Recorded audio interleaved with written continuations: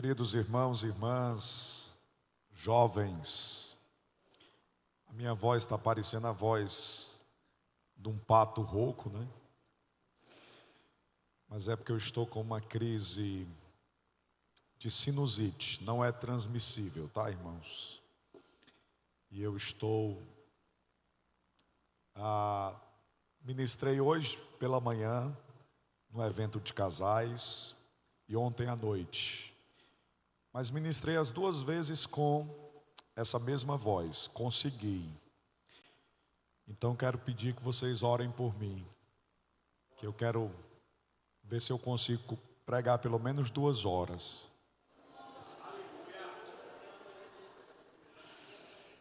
Meus amados, é uma alegria estar com vocês. Eu amo ministrar jovens, principalmente quando a gente volta e retorna a esse lugar sob essa memória de que há muitos anos atrás a gente passou por isso, né, Demetrios?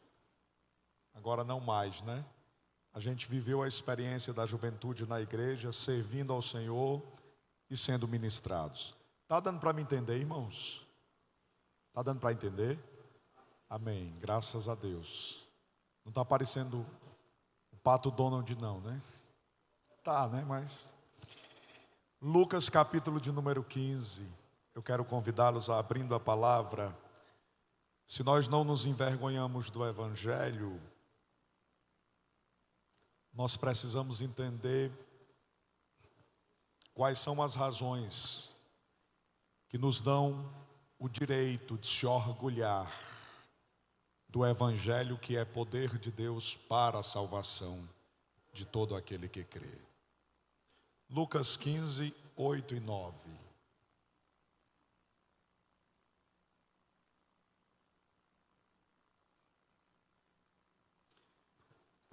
Evangelho de Lucas, capítulo 15, 8 e 9. Quem encontrou o texto, diga amém. Eu vou pedir para vocês lerem. 1, 2, 3.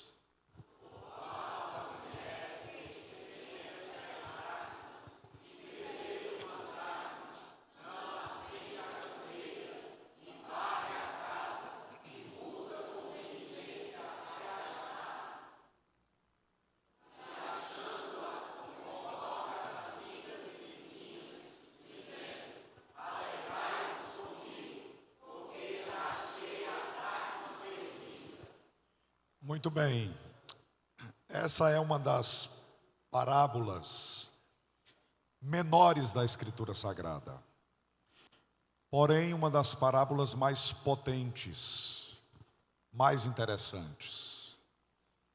Essa mulher conta que ela tinha 10 dracmas. A expressão dracma é uma palavra grega que significa a mesma quantia que um denário, sendo denário uma palavra romana. E aí eu fui pesquisar para entender quanto vale uma dracma, e cheguei à conclusão de que a dracma, ela possui um valor, mas não é um valor tão relevante. Escute isso. Uma dracma, ela é o equivalente a uma diária de trabalho, uma jornada de trabalho. Se nós fôssemos converter para o real, seria algo em torno de R$120. É uma boa grana, né, irmãos? R$120 dá para uns 3 açaí, uns 4 açaí bom, né? Mas não dá para mudar uma vida de alguém, né, irmãos? Então perceba, né, irmã Paulinha? Ela perde uma dracma, aí a Bíblia diz que ela acende as candeias, ela varre a casa e busca com diligência. A impressão que a gente tem é que dracma vale 1 milhão, gente. Ela trabalhou demais. E o que é mais interessante é que não faz nenhum sentido. Quando ela encontra a dracma, que era R$120, ela chama as amigas e vizinhas para uma festa. Só dá para comprar um centro de salgado e 2 Coca-Cola. Aí ela gastou mais dinheiro com a festa do que com o dinheiro da dracma. Vocês estão entendendo como não tem sentido? Porque como era muito amiga, né? A casa estava limpa. ela gastou mais dinheiro do que o valor da dracma. Jesus conta umas coisas assim que não tem muito sentido. Um pastor tendo 100 ovelhas, perde uma, essa sai dentre as 99, ele deixa as 99 e vai em busca da que se perdeu. Isso não tem sentido. No primeiro século, um pastor não retornaria para buscar uma ovelha, porque é normal uma ovelha se perder no processo da pastoralidade. Qualquer pastor do primeiro século ouvindo essa parábola, ele diria: esse pastor não tem noção. Como é que ele deixa 99 e ele vai em busca de apenas uma, atrasando todo o processo? Mas Jesus está ensinando que no Evangelho as coisas são diferentes. Porque para o pastor do primeiro século, uma ovelha é um número. Para o Evangelho, cada ovelha é única. Para o Evangelho, cada um dos que estão aqui são únicos diante de Deus. Deus conhece os seus medos, suas angústias, suas dores, e não há nada que seja desejo de sua alma que não seja do interesse de Deus. Por isso é diferente. E aí ele vem e apresenta essa parábola. Uma mulher que celebra o fato de ter encontrado a dracma perdida. Escute isso. Quando a Bíblia diz que ela celebra, não é por causa do valor monetário, não é por causa do preço. Ela celebra porque ela tinha 10, era inteiro, e agora não mais 10, ela tem apenas 9, e 9 não é completo. Quando ela encontra a dracma, ela está celebrando o retorno da inteireza, da completude, daquilo que é pleno. Porque às vezes, irmãos, na vida, a gente deixa uma dracma cair, e a gente olha para as 9 que ainda sobraram, aí a gente diz: não tem problema nenhum, ainda tem 9. Não vigilante, a gente deixa uma outra dracma cair. Comumente eu recebo jovens no gabinete pastoral para conversa, e escuto muitos dizerem: pastor, mas foi só um vacilo, foi só um passo em falso, foi só um ato de violência, foi com apenas uma pessoa. A questão é que essa dracma que cai, ela vai tirando a inteireza, vai tirando a completude. Pastor, mas eu só passei por um período de crise sem orar. Pastor, mas eu só estou sem ler a Bíblia há um mês. Tá, mas é uma dracma que cai. E quando essa dracma cai, você perde a inteireza. E aí você vai perdendo o desejo de buscar o seu Deus, de apreciar a Escritura Sagrada, de voltar o seu coração dedicado à presença daquele que é o teu Senhor.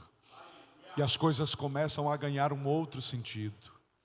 Então nós precisamos diante de Deus recuperar as verdades inteiras, recuperar a vida inteira, a vida completa, recuperar propósitos inteiros, recuperar a vida inteira. Quando nós desejamos namorar, nós namoramos pensando nos filhos que vamos gerar. Quando nós desejamos noivar, nós noivamos pensando nos filhos que nós vamos educar. Quando nós nos casamos pensando nos filhos que nós vamos entregar para a próxima geração. Tudo está conectado. O casamento começa no namoro e os filhos serão saudáveis, porque nós escolhemos manter as dracmas arquivadas, cuidadas e preservadas na juventude e na adolescência. É muito comum você escutar as pessoas criticando a juventude contemporânea. Eu já ouvi tantos dizer que a juventude contemporânea não sabe muito discernir as coisas. E eu preciso dizer aos irmãos que existem jovens sentados nesses bancos aqui, que são mais sagrados do que nós que estamos nesse ambiente da pregação. Existem jovens nesse lugar aqui que serão instrumentos de vida para esta cidade, luzeiros de Deus para este lugar. Existem jovens que estão nesse lugar que serão voz de Deus nesta comunidade, voz de Deus nesta cidade. E como discípulos de Cristo Jesus, eles preservam as dracmas. Quando cai, eles logo recorrem. E aí eles começam um projeto de restauração da casa, para que tudo volte ao normal. E para que eles voltem a sentir a presença de Deus, a alegria e a vida de Deus sobre eles. Quando a gente toma a Bíblia nesse trecho, o título diz assim: Parábola da dracma perdida. Não é assim? Só que na verdade deveria ser assim: parábola da casa perdida. Porque não é a dracma que está perdida. Pensa comigo, gente. O que está perdido é a casa. A dracma caiu e se perdeu porque a casa estava empoeirada e em escuridade. Não havia luz nem limpeza. Você sabe por que ela chamou as amigas e vizinhas? Porque a casa estava limpa, gente. Ninguém convida amiga e vizinha para casa se a casa estiver suja. Você já percebeu que quando seus pais chamam alguém, algum vizinho, a casa fica bem organizadinha? E às vezes na casa tem sempre um lugarzinho que a gente guarda assim as caixarias, a gente chama no Ceará de breguesso, né? Não tem um lugarzinho que a gente guarda? Aí a pessoa chega na nossa casa, a gente vai apresentando. Vocês estão lembrando do lugarzinho lá na casa de vocês, né? Aí a pessoa chega na nossa casa, diz: venha conhecer a minha casa, aqui é o quarto do meu filho. Aqui é o... Aí quando você vai passando perto do quarto, aí a pessoa diz: e aqui? Ele diz: não, está quebrado o trinco. Vamos continuar aqui. Né? Só que deixa eu dizer um segredo para vocês, que vai ser importante essa ministração para o coração de vocês. A gente vai jogando quase tudo lá nesse quarto. E a gente faz isso aqui, ó, com a existência.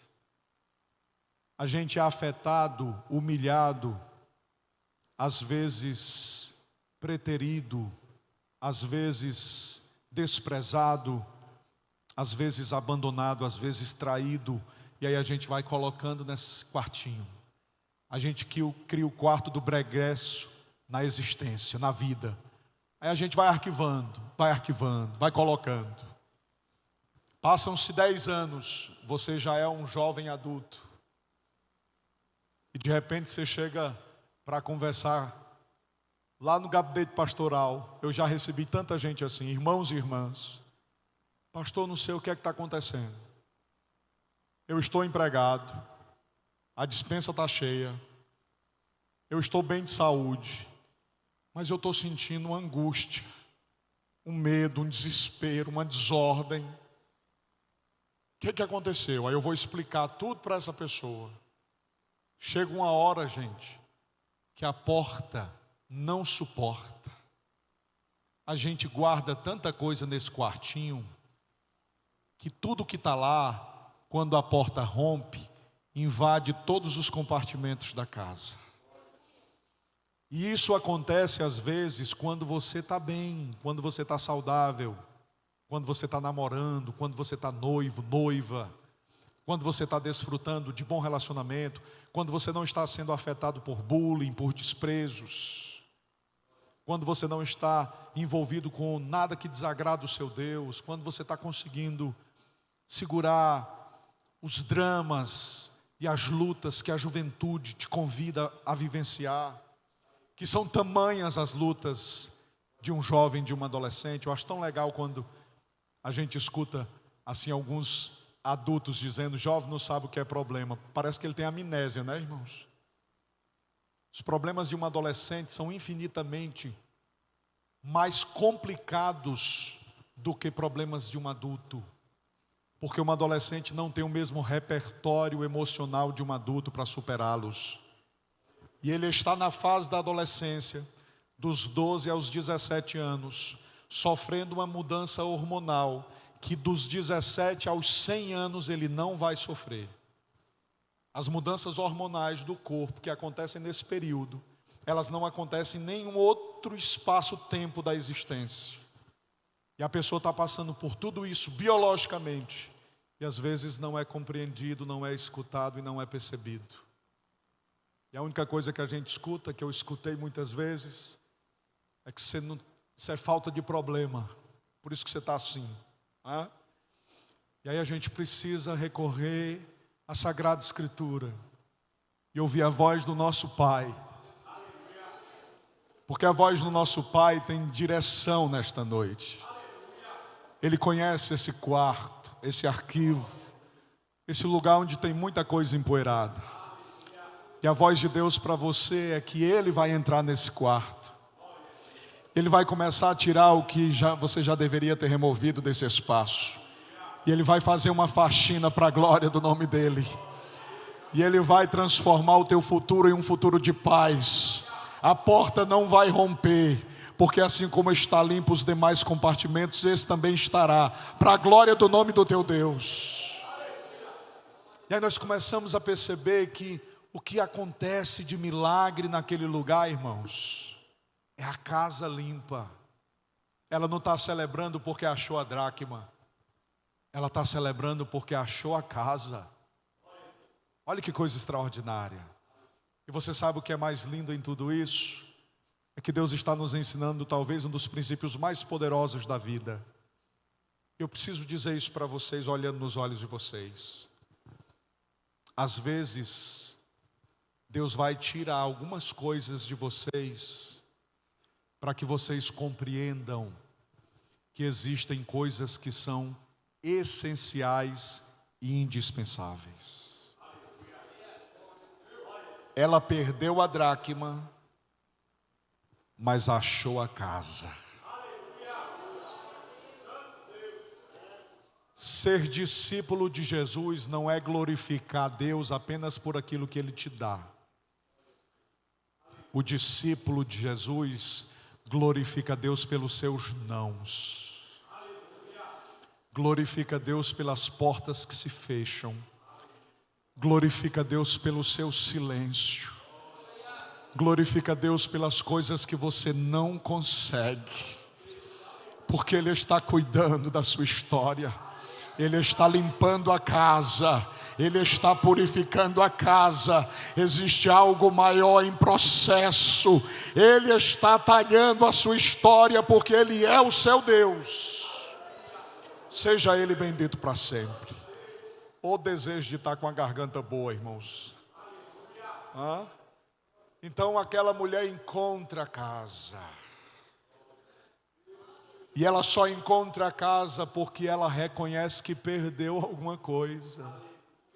Então você que chegou aqui angustiada, não sabe o que vai fazer da vida porque perdeu. Deixa eu te dizer uma coisa. Nesse processo, tu encontrarás algo essencial e necessário para a tua história. Nesse processo, tu encontrarás vida de Deus e graça de Deus. Essa é uma palavra para alguns corações que estão nesse ambiente. Só que a gente precisa compreender um princípio aqui. Quando ela perde a dracma, ela corre na janela. Escute. Ela corre na janela, abre a janela e diz: minhas amigas e vizinhas, venham procurar a dracma comigo, porque eu perdi. É assim, irmãos, a parábola?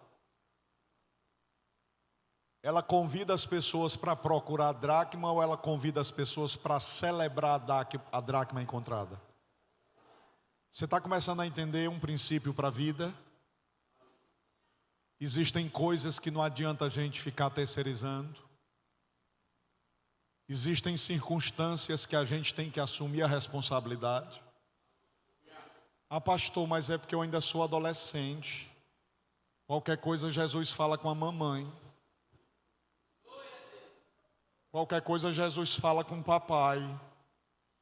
Olha a palavra de Deus para você. Se a dracma foi perdida e se você sabe acender uma candeia, pastor, eu já sei acender a candeia, esse é o problema. Então quando você aprende a acender a candeia, meu filho e minha filha, agora a responsabilidade de encontrar a dracma é sua. Pastor, e o que é acender a candeia? É abrir a Escritura e ouvir a voz do seu Deus. Acender a candeia é declinar-se frente à palavra de Deus. E se você já sabe acender a candeia, então a responsabilidade não é de outro. Porque, gente, a gente costuma terceirizar a vida toda. A gente não assume responsabilidade às vezes. Há uns dias eu recebi uma jovem em uma de nossas congregações para uma conversa. E essa jovem se aproximou de mim e disse: olha, pastor, eu estou sofrendo com um problema. E é um problema emocional terrível. E eu fui para uma igreja agora há uma semana. E um pastor disse que tratava-se de uma batalha espiritual que eu estava enfrentando. E que dependendo da oração e da minha fé, esse problema seria solucionado. E pastor, foi uma oração poderosa demais. Aí 2 semanas depois ela estava conversando comigo. E 2 semanas depois eu perguntei: qual a razão de você estar conversando comigo? Se foi solucionado, por que nós estamos conversando? Ela disse: não, pastor, é porque na verdade eu não sei se foi solucionado não. Porque eu continuo sentindo a mesma coisa. E aí eu precisei dizer para aquela jovem: nós queremos que os nossos problemas sejam espirituais. Algumas vezes, tá, gente? Tem problema espiritual mesmo. Às vezes é problema espiritual, mas algumas vezes nós queremos que os nossos problemas sejam espirituais porque a gente quer solução rápida. A gente quer que alguém ore e a gente fique bom. A gente quer que alguém sopre com poder e a gente passe a viver alívio. O que a gente quer é solução rápida. E aí eu disse: mas eu preciso ter uma conversa mais demorada com você. E a gente conversou por mais de 1 hora. E as camadas de drama, dor, desprezo, traição e abandono na vida daquela jovem não podem ser tratadas sem que ela se envolva num processo de limpar a própria casa. E isso demora, gente. Curar as próprias feridas demora porque tem lugar que você não alcança. Curar as próprias feridas demora. Mas a gente espera o mágico, o rápido, o breve. E às vezes Deus deseja nos curar por completo. A cicatrização leva tempo, ela começa de dentro para fora. E o Espírito de Deus vai cuidando, talhando e abençoando a sua vida. Portanto, converse com alguém experiente. Fale dos seus medos e dramas com alguém experiente. Escute o que eu vou dizer para você. Você precisa ser plenamente conhecida e plenamente conhecido por pelo menos uma pessoa na terra.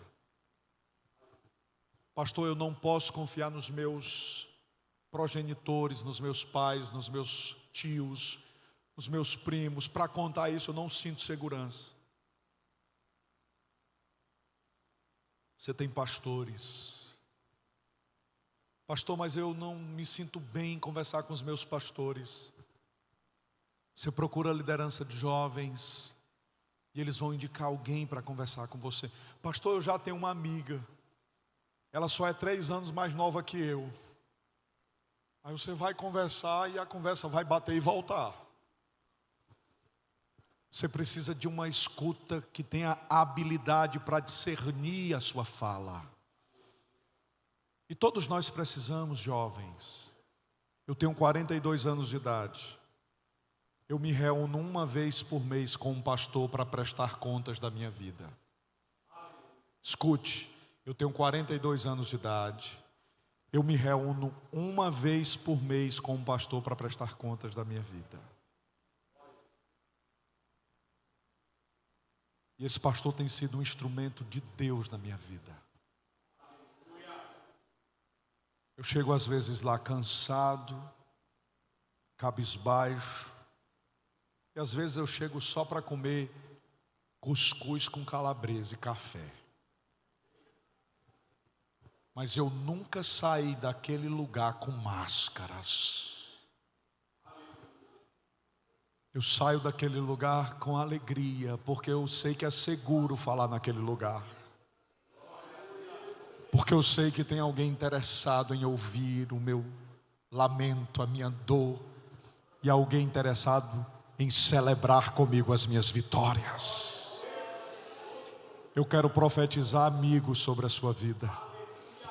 Eu quero profetizar gente confiável cuidando do seu coração.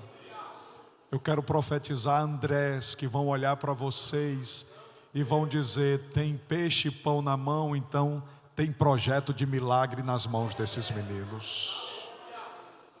Enquanto todo mundo estava procurando um jeito para resolver o problema, o André olhou para um jovem. Aí ele viu 3 pães e 2 peixinhos. Aí ele disse: olha, 5 pães e 2 peixinhos em outro evangelho. Olha, esse menino é diferente dos demais. Você sabe por que aquele jovem era diferente dos demais, irmãos? A multidão tinha ido ali só para comer pão. O menino tinha ido ali para ouvir Jesus. O pão ele levou. As pessoas foram só para receber de Jesus. Ele foi para ouvi-lo, para compreendê-lo, para percebê-lo, para adorá-lo.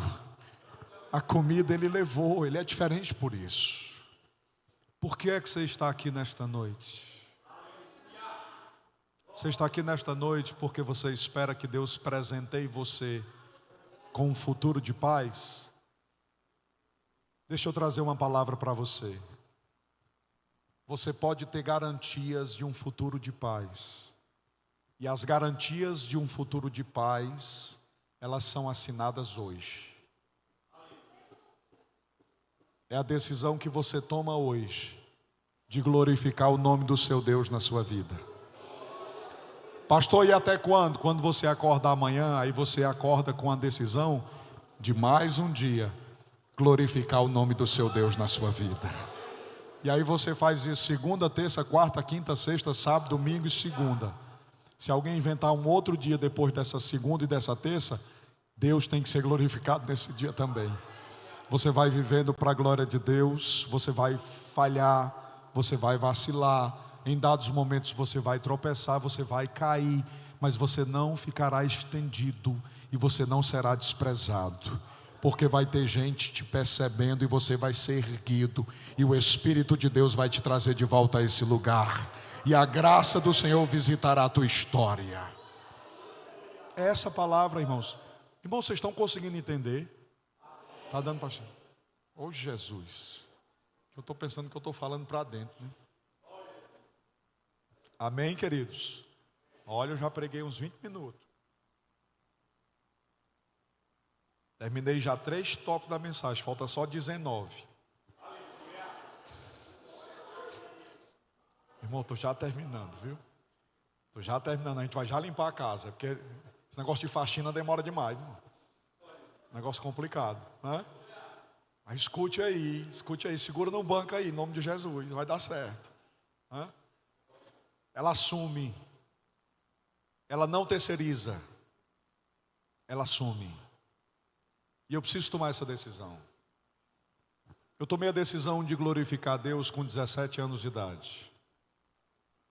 Eu aceitei a Jesus como Senhor da minha vida, com 17 anos de idade. Meu Jesus. Fiquei com vontade até de contar essa história para vocês agora, mas acho que não dá certo não, irmãos. Eu ia contar como foi que eu encontrei o meu amor, meu namoro, a minha Cíntia. Melhor não, né não? 17 anos de idade. Quando eu aceitei Jesus, eu namorava uma outra jovem. E essa jovem também acessou a igreja. Mas nós começamos a perceber que havia um divórcio muito grande entre o meu desejo, quando eu aceitei Jesus, no tempo do Demétrios, lá na Casa da Bíblia, nós já começamos a desfrutar de uma amizade, de uma admiração pelo Demétrios. E a gente foi logo se matriculando no seminário. Um ano depois eu já estava matriculado aos 18. E quando eu aceitei a Cristo, 3 meses depois, eu estava enfrentando muitos problemas nesse relacionamento. Essa menina não tinha a plena intenção de servir a Deus. E nós não estávamos muito alinhados em algumas áreas. Essa era a minha leitura. De repente ela era pura na sua forma de ver. Mas a minha leitura era essa. E aí eu fiz uma oração, gente. 17 anos. Eu orei assim, ó. Deus, eu agora sou crente. E eu aprendi lá na igreja que o Senhor fala com a gente. A pergunta é a seguinte: é da tua vontade o meu namoro? Porque se for, quero que o Senhor fale comigo. Irmãos, eu conversei com Jesus desse jeito. Aí eu fui trabalhar. Nesse tempo eu trabalhava na empresa São Benedito. Eu saía de Barreira, andava 88 quilômetros, ia para o trabalho, 5 da manhã, chegava lá às 7 horas. E aí eu retornava às 7 horas da noite, chegava 10 horas em casa. Nesse dia eu estava retornando. Aí uma irmã, que eu nunca mais vi na vida e não sei quem é, saiu do primeiro banco. Eu ficava lá atrás, que eu trabalhava na empresa, eu ficava dormindo lá atrás. Aí ela foi lá onde eu estava, aí ela bateu em mim, eu dormindo. Ela disse: ei, eu vim só para dizer uma coisa para o senhor sobre a oração que você fez hoje de manhã. Não é da vontade do seu Deus este relacionamento. A responsabilidade, se você quiser permanecer, é sua. Irmãos, eu pensei que eu estava sonhando. Eu acordei, chegou, fiquei zonzo, irmão, com aquela situação. Aí a irmã disse: Pai do Senhor, Deus abençoe. Aí voltou. Eu digo: Jesus, e agora? Aí, irmãos, você cria logo coragem para terminar o namoro, né? Criei nada, irmãos. Quando eu cheguei, que eu olhei para a menina, eu não tive coragem não. Eu fraquejei, ó irmãos. Não terminei o namoro. Você já pensou, irmãos? E aí, irmãos, 3 meses depois, com 6 meses de fé, eu já estava inventando de pregar. Aí a nossa mocidade estava visitando Barra Nova. E aí a gente foi para Barra Nova. Quando chegou lá, o líder de jovem disse assim: ó, tem um jovem aí que é novo convertido, que está pregando igual uma tocha. O irmão pegava no microfone e ficava só gritando com os olhos fechados, sem olhar para ninguém. Mas naquele tempo, eu fechava os olhos, eu só abria os olhos depois de eu falar, que eu terminava a mensagem, de tão nervoso que eu estava, todo me tremendo. Mas tem uma coisa, era pregando, chamando Jesus de Genésio, mas era uma alegria grande, irmão. E aí o irmão Sebastião disse: vamos convidar esse jovem aqui novo convertido para ele trazer uma palavra. E eu fui, irmão, ainda me lembro, eu preguei sobre o hospital. Eu disse: eu estava condenado na UTI, eu ia morrer, mas um líquido chamado sangue de Jesus correu na minha veia. Irmãos, com um crente com 6 meses de fé, a igreja só faltava aquela alegria do novo convertido, né? Aí quando terminou, o irmão Sebastião, ainda lembro o nome dele: vamos lá em casa, a gente vai almoçar, você deita um pouquinho na rede lá. Eu já fui me sentindo pregador, hein? Eu cheguei lá, almocei na casa do pastor. Aí, irmãos, meu Jesus, eu fiquei deitado na rede assim, reverendo Demétrios, e balançando na rede. Aí entrou aquelas irmãs que expulsam cachorro falando em língua estranha. Aí a irmã olhou para mim e disse assim. Aí eu disse assim, ó: paz do Senhor, serva de Deus. Aí ela olhou para mim e disse: que paz do Senhor o quê? Quando tu me pedires uma coisa, tu fazes, pois me pede e não fazes, é melhor que não peças. Eu não já te disse que não é da minha vontade esse namoro, homem, porque tu persiste em desobedecer? Oi, irmãos. Aí nessa hora eu só fiz deitar na rede e dizer assim: Jesus também, o senhor também. É demais, né? Mata logo, né? Eu tinha visto aquela senhora, irmão, a irmã do ônibus e a senhora, duas mensagens dessa. Mas essa mulher, irmãos, essa mulher, ela deu essa mensagem, virou e saiu. Eu acho que ela vinha fazer alguma coisa lá na casa do pastor. O Espírito do Senhor colocou a palavra na boca dela. Ela ficou tão constrangida com a fala que ela saiu. Ela saiu, porque foi dura, irmão, foi uma palavra dura. Eu fiquei com aquela mensagem maquinando no meu coração. Aí eu digo: pronto, Jesus agora. Aí o que foi que eu fiz, irmãos? Eu fui orar. Aí quando eu fui orar, Jesus não me deu a estratégia, irmãos. Aí eu cheguei e apliquei a estratégia. Olha como é que foi a estratégia que Jesus me deu. Eu cheguei para ela e disse assim: minha filha, olha, você é crente e eu também sou crente.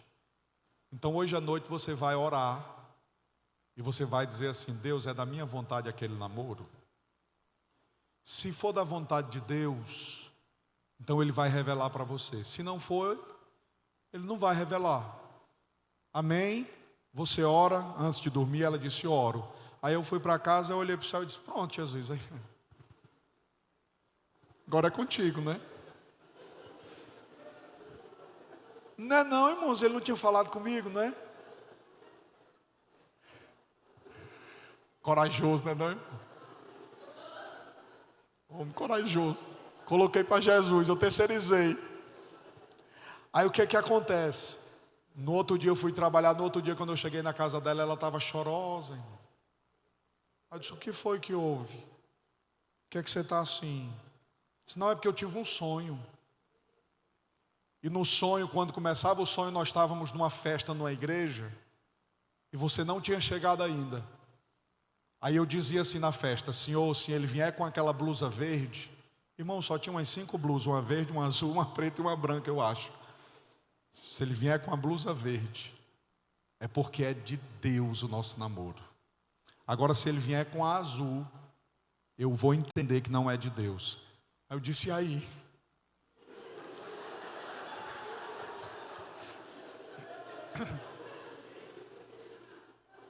Misericórdia, irmão.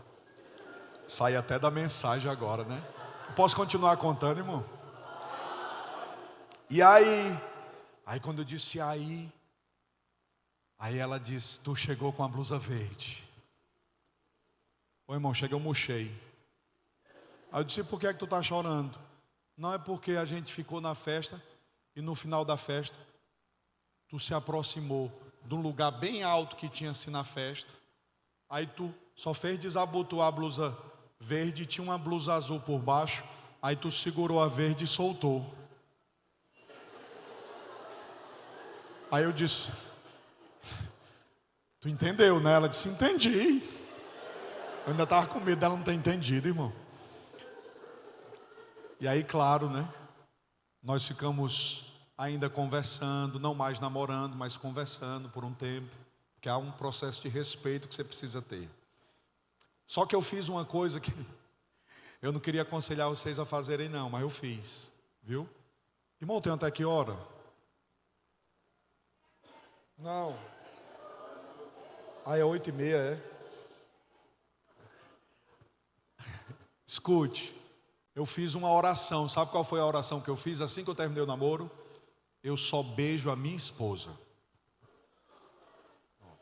Pastor, eu também vou fazer isso. Faça não. Faça não. O negócio é atribulado demais. Tudo certo para me namorar com uma jovem já, tudo certo. Vai dar certo namorar com essa jovem. Eu fui na casa dela, irmãos. Uma jovem inteligente, bonita. E eu estava na casa dela, já sentadinho na área. E eu no meu coração, se eu beijar eu tenho que casar. Aí de repente a mãe dela fez uma pergunta para ela: fulano, tu sabe onde é que está a chave? Eu lá sei onde é que está a chave. Procura tu aí, tá vendo que eu estou ocupado aqui? Eu digo, opa, eu vou me embora. Ela disse, mas por que você está indo embora? Eu disse, não, o pastor Lima de Freitas pregou na doutrina que a minha esposa vai me tratar igual ela trata a mãe dela. Deus o livre. Deus me livre. De eu perguntar a chave e levar uma pancada dessa. Não, não é assim não, senta aí. Não, Deus te abençoe. Fui-me embora. Fui embora, fugi, meu irmão. Na hora. Deus o livre e guarde. E assim eu fiquei, irmão, 1 ano e 2 meses. No tempo eu era vice-presidente de jovens. E eu aconselhava muitos jovens. Aí um dia veio a minha Cíntia, que é a minha querida esposa. E ela veio para conversar comigo. E ela chegou e disse: não, é porque eu queria conversar com o senhor, porque tem um jovem que está interessado em conversar comigo. Eu queria saber o que o senhor acha de eu namorar esse jovem. E eu disse, olha, você é jovem, ele também, os dois são crentes. Se vocês estão com a intenção direita de servir a Deus, não há problema. Não há problema, contanto que vocês conversem com os pais, que façam uma coisa direitinho. E aí eu orientei isso para ela, né? E aí tudo bem, passaram-se os dias. Irmãos, com 1 ano e 2 meses, eu fui pregar na congregação de Croatá. Quando eu cheguei para pregar na congregação, é aqui, tem que ser aqui. Quando eu cheguei para pregar na congregação, eu olhei para ela, irmãos. Naquele dia, Deus plantou um sentimento tão profundo por aquela jovem, que parecia que eu não ia aguentar esperar terminar o culto, irmãos. Fiquei sem entender aquele negócio. Eu digo, Jesus. Aí sentou do lado dela um jovem. Aí quando ele sentou, eu disse, o cara está querendo apanhar.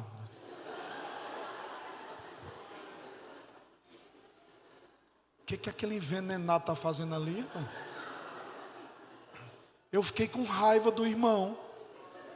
Só fez sentar do lado dela. Aí eu não caí. Eu disse, meu Jesus, pois não é que eu estou me apaixonando pela Cíntia. Aí o que foi que eu fiz como novo convertido? Jesus, se é da tua vontade, eu quero uma prova, eu quero que ela receba oportunidade no culto. Eu era o pregador, irmãos. Eu preguei sobre os 4 tempos de Deus: se à tarde, se à noite, se ao cantar do galo ou se pela manhã. Eu ainda me lembro da mensagem. Irmão, daquele culto eu me lembro de cada minuto. Só que passou os hinos tudinho e o pastor não chamou ela, irmão. Aí eu preguei a mensagem. Aí entreguei para o Anaelson. Anaelson é um dos homens mais crentes que eu já vi na vida. Um homem que anda de joelho. Ainda hoje é um santo de Deus. Aí quando eu entreguei para o Anaelson, que é o pastor dessa congregação, até hoje ele pastoreia a igreja. Ele pegou no microfone e disse, meus irmãos, eu sei que já deu a hora, mas o Espírito Santo não mandou eu chamar a filha do pastor, a irmã Cíntia, para cantar um hino? Ô irmão, na hora que eu ouvi essa palavra, irmão, sinceramente, ô culto maravilhoso, meu irmão. Jesus, o céu, irmão. Aí ela veio cantar. Quando ela pegou no microfone, que ela começou a cantar, ô irmãos, aquilo ela só podia ter ensaiado com querubim, irmão. Aquilo não era uma voz não, irmão. Que coisa linda assim, aquela coisa doce, aquela coisa maravilhosa. Aí quando o culto terminou, eu cumprimentei os irmãos bem ligeiro. Aí eu fui e me aproximei dela, né? Aí eu disse, o Abimael, que é o irmão dela, o Abimael não vem te pegar não. Assim, todo sem jeito, né? Você, depois de 1 ano e 2 meses, irmão, você não sabe mais nem como é que fala. o Abimael não veio te pegar não, assim? Aí ela, não, ele não veio não, era para ele ter vindo, mas não veio não, eu vou de pés com vocês mesmo. E aí eu era o pastor dos jovens, né? Presidente, o vice-presidente jovem, representante, então eu estava pastoreando os jovens. E aí nesse dia tinha ido uns 18 jovens, que Barreira tinha muito jovem, então todo dia que a gente saía para uma congregação ia com 20, 30. Tinha ido uns 18 jovens. Aí eu disse, pois vamos junto, vamos. Conversando, né? Aí eu disse, vamos. Irmãos, aí Deus é muito bom. Do Croatá para Barreira é 1,5 km a pé. É muita coisa, irmão. Dá para você conversar um bocado de coisa. Ainda mais se você usar a estratégia que eu usei. Eu fiquei assim, ó. Pois é. Aí como eu ia andando bem devagarzinho, a mocidade ficou uns 10 metros na frente, gente. Aí depois 15 metros. E eu andando com ela bem devagarzinho, bem devagarzinho. Aí, gente, tem uma curva para chegar na barreira. Quando eu olhei na curva, a luz do porte estava queimada. Diga glória a Deus. Não é possível que você não perceba os sinais. Irmão, a luz do poste estava queimada. Aí eu disse, vai ser ali. Ali eu dou o bote. Gente, eu só não vou contar a cantada, eu não vou contar não. Gente, é humilhante demais a cantada. Misericórdia.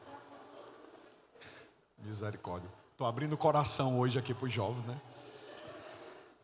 Quando foi chegando perto do porte, eu olhei para ela.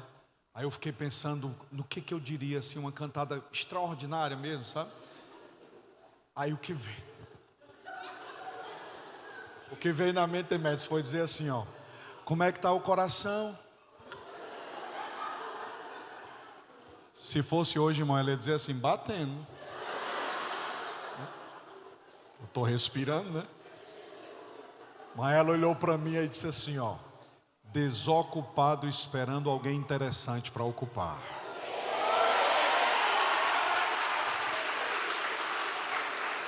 Gente,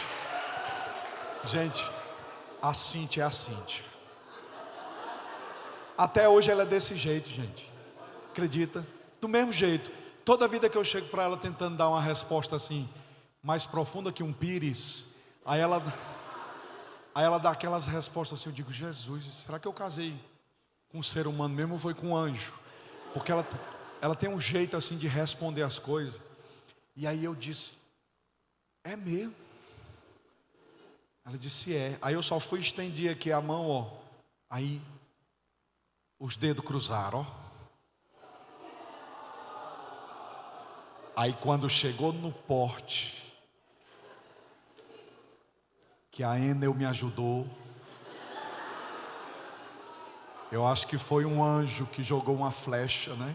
Ixi, agora está com heresia. Gente, aí eu dei um selinho nela, foi só um selinho, viu? Quando eu dei o selinho nela, eu disse assim, você casa comigo? Próxima frase foi essa. Gente, vocês não lembram não da minha promessa? Eu não tinha feito um voto com Deus? Então, depois que eu beijei foi que eu lembrei do voto. Aí veio a lembrança, irmão, eu digo, fala, agora eu tenho que casar. Aí eu disse, você casa comigo? Ela disse, se não fosse para casar eu não tinha beijado.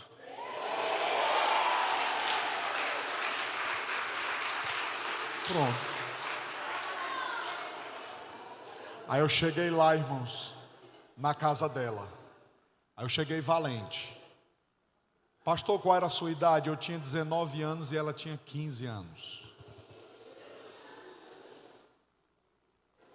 Nós estamos falando de um outro contexto, de uma outra geração. Mas ninguém tem o direito de dizer que você não tem idade para começar um namoro senão seus pais. E se você compreender que está pronta para iniciar uma jornada para o casamento, diga aos seus pais. Porque quando a gente começa a namorar, a gente precisa pensar que a gente está namorando para iniciar um processo para casar, gente. Então, se eu quero casar novo, eu namoro novo, não tem problema. Existem percalços? Existem, claro que existirão. Mas escute o que eu vou dizer para vocês. Namoramos 3 meses. No 3º mês de namoro, ela me deu um presente. E o presente que ela me deu foi um diário. E esse diário está lá em casa até hoje. Quem quiser ir lá em casa, eu entrego esse diário para você ver. Esse diário era escrito por uma menina de 14 anos de idade. E esse diário era escrito da seguinte forma: o pai dela era o pastor da igreja. Hoje eu fui transferida de Quixadá para a cidade de Barreira. Chegando na cidade de Barreira, vi um jovem que muito me interessou.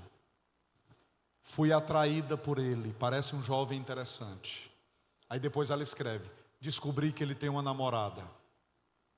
Então, se tem uma namorada, eu preciso descansar o meu coração. Aí ela volta a escrever: Senhor, ele agora é meu. O namoro dele acabou. Começa a tua obra. Um adolescente de 14 anos de idade escrevendo no diário. E ela escreveu, irmãos, sobre a minha vida por meses, em oração diante de Deus. É claro que ela nunca imaginou que eu ia ficar careca, com um bigode feio desse, gordo desse jeito.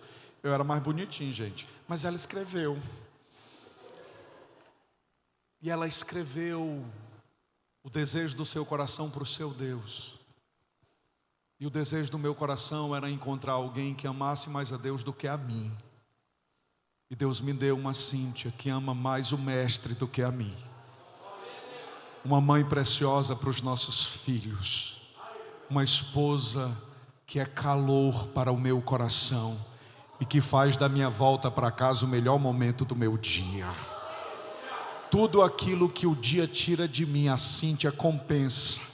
Porque todos os dias a gente senta e conversa durante 15 minutos sem isso aqui, ó.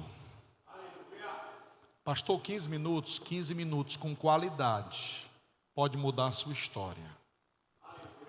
E a gente conversa durante 15 minutos, eu interessado nela e ela interessada na minha história. Eu vou contar sobre o meu dia, ela vai contar sobre o dia dela. Nós temos 20 anos de casados.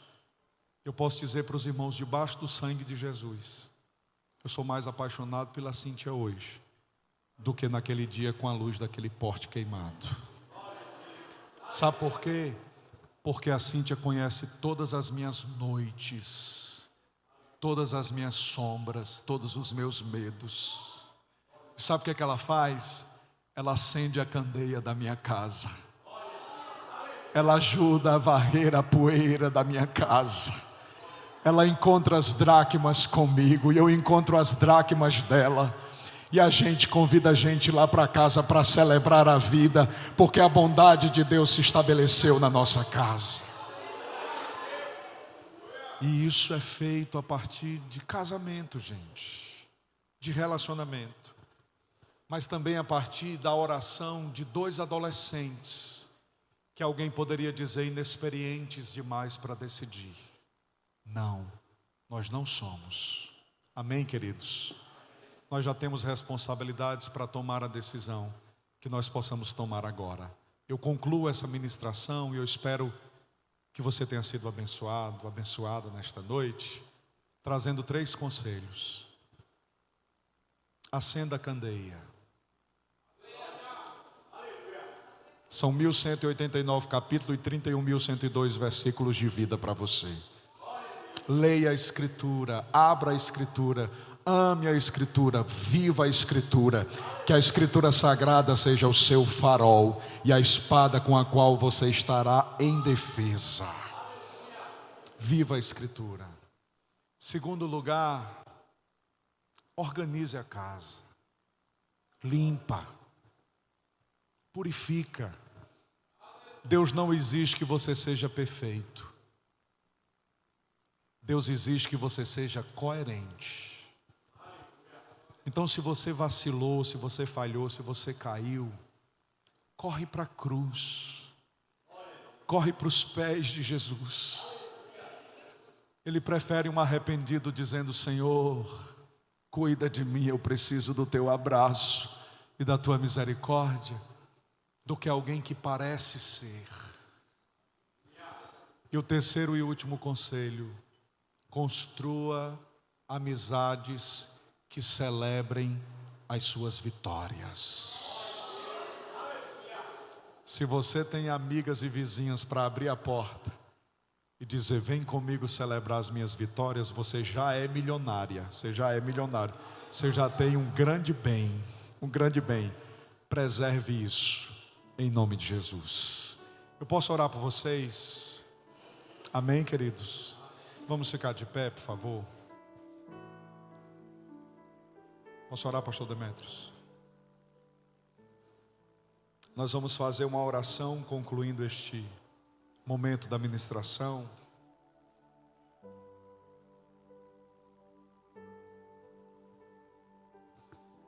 E eu quero interceder por sua vida. Eu quero fazer uma oração intercessória para que o Senhor possa trazer paz ao teu coração e encaminhar relacionamentos para a sua vida.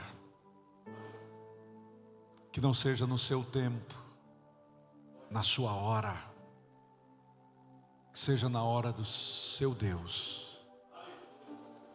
Eu quero orar por você que percebeu que algumas lâmpadas estão precisando de reparo e você não está alcançando. Você está precisando da ação do Espírito para energizar essas lâmpadas. O coração está fraco, a alma adoecida. Corra aqui à frente, eu quero orar por você. Eu quero orar por você que compreende que a cruz é o melhor caminho. E que mesmo tentado a desistir da cruz, você toma a firme decisão nesta noite de permanecer resoluto na presença do seu Deus. Satanás não terá vitória sobre a sua história. Satanás não reinará sobre o seu futuro. Eu intercederei por você nesta noite. Esta é uma noite de limpeza. Eu quero orar por você que está com um compartimento da casa empoeirado, uma desordem interna, emocional, que invadiu o seu ser, e você não sabe o que fazer, porque existem coisas que você já deveria ter deixado lá atrás, mas você continua guardando. Eu quero orar por você. Essa é a noite. Nós vamos iniciar esse processo de oração. Você ainda tem a oportunidade de vir aqui à frente. Essa é uma noite especial. Esse é um tempo de visitação do Espírito de Deus sobre nós. Nós vamos orar para que o Senhor batize com fogo, com o seu Espírito, para que o Senhor derrame sobre nós a sua santa presença, para que nós sejamos impactados pela verdade da Escritura, para que nós amemos estar nesse espaço. Vem à frente. Esta é a noite. Esta é a noite que o Senhor vai inaugurar uma casa nova. A faxina já começou. O Espírito de Deus já está iluminando casas nesse lugar. Já existe uma ação do Espírito do Senhor sobre a sua história. Casa limpa, casa encontrada, casa nova, casa cheia de paz, casa cheia de alegria. Não mais a depressão, não mais a ansiedade, não mais a ideação suicida. Vida, vida, vida. Eu profetizo vida sobre a sua história, vida sobre a sua casa. Sopra Espírito de Deus sobre nós, sopra a vida sobre nós. Estenda as mãos aqui à frente, estendam as mãos. Nosso Deus e Pai, Criador de todas as coisas, não há um único espaço da nossa casa que o Senhor não conheça muito bem. Nós te declaramos nesta noite que Tu és bem-vindo, Senhor. Vem para a casa, controla a casa, dirige a casa, limpa a casa, purifica a casa, dá sentido, ordena as coisas, reequilibra, remove da casa o que não te agrada, remove da casa os ídolos que estão reinando nesta casa. Casa nova, vida nova, templo novo, Senhor. Nós profetizamos restauração, nós profetizamos vida nova, graça sobre a vida dos teus filhos e filhas que estão aqui à frente. Em nome de Jesus Cristo Nazareno, nós oramos-te.